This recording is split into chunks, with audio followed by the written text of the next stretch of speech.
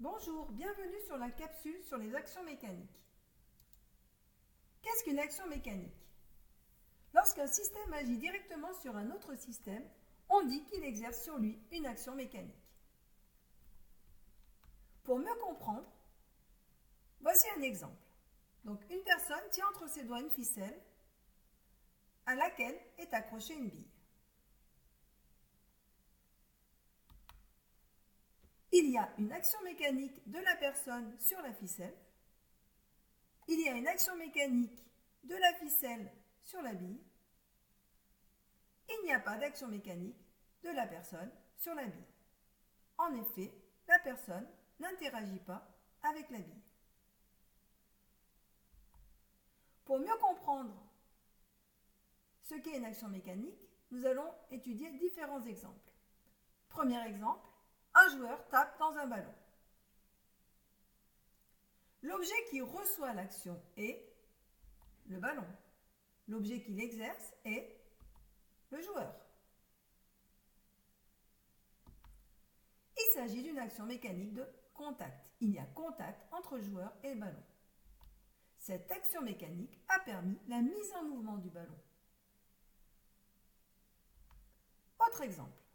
Dans une partie de slam ball, un sportif A est en l'air après avoir sauté sur un trampoline. L'objet qui reçoit l'action est le sportif. L'objet qui l'exerce est le trampoline. Il s'agit là encore d'une action de contact. Et cette action mécanique a permis, là encore, la mise en mouvement du sportif. Pour chaque action mécanique, nous allons définir une force. Une action mécanique peut être définie par des caractéristiques bien précises. On va la modéliser par une force. Pour ce faire, nous avons besoin d'un diagramme objet-interaction. Mais qu'est-ce que c'est? Un diagramme objet-interaction est un diagramme où on va recenser tous les objets et toutes les interactions.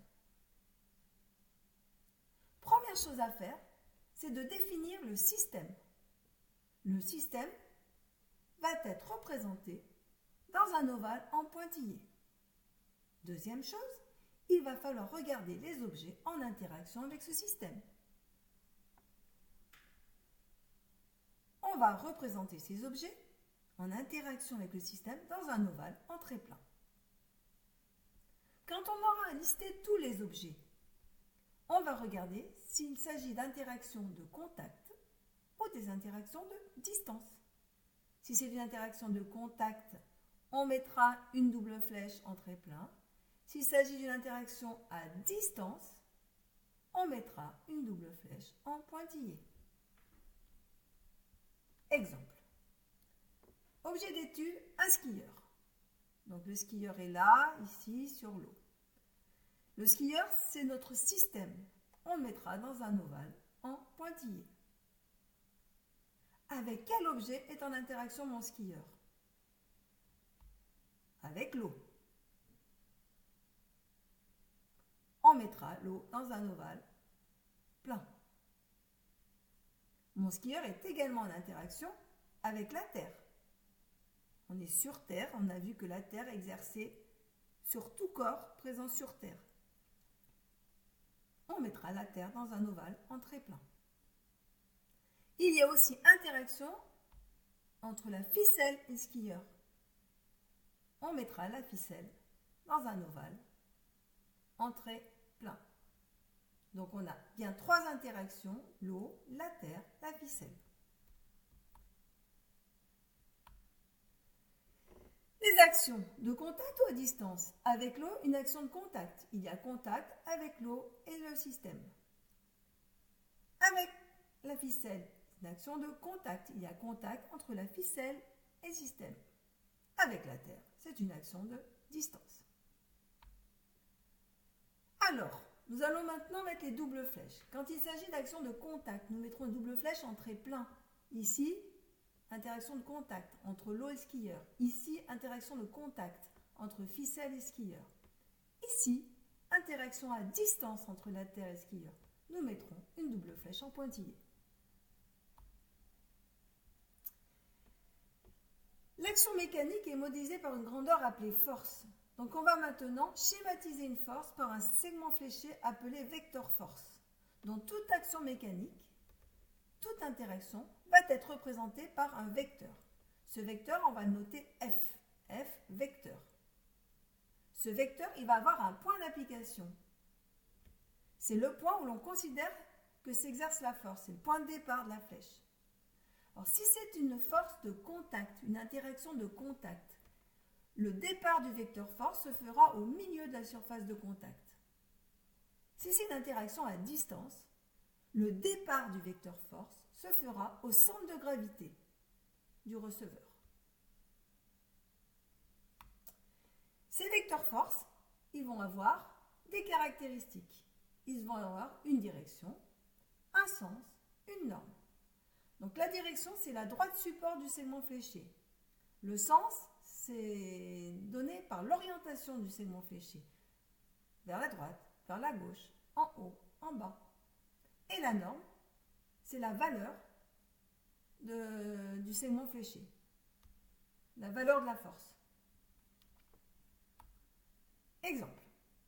Prenons notre exemple. Donc on a vu ici qu'on avait 3 interactions, 3 flèches vertes.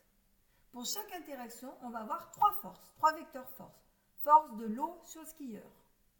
C'est une force de contact. Elle va partir du milieu de la surface de contact. Sa direction, elle va être oblique. Et son sens, vers le haut. La force de la terre sur le skieur, c'est aussi ce qu'on a vu dans le chapitre précédent, c'est le poids.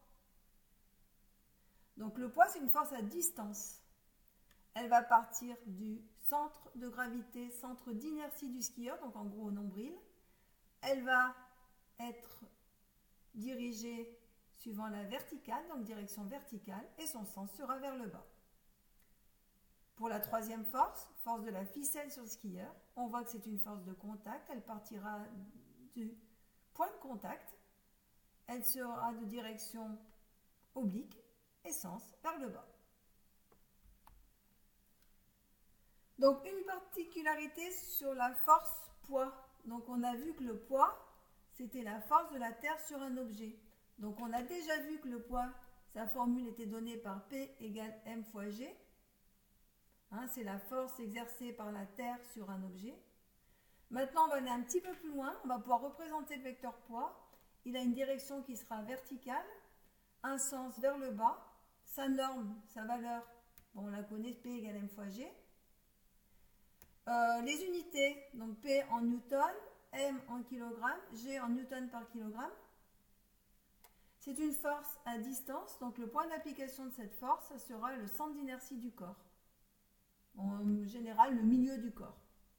Voilà. Et je rappelle que le petit g, c'est 9,81 la surface de la Terre. Voilà, la capsule est terminée. Merci.